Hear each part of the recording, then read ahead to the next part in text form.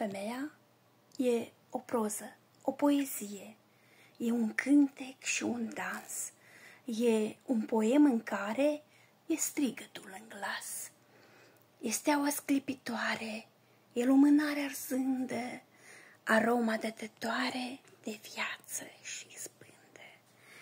E o sfântă pierlă, o diademă purtată în vânt, o mamă blândă și fidelă în tot ce face pe pământ. E o comoară ascunsă, adânc în fir de zbor, o pasăre ajunsă la soare și la nor.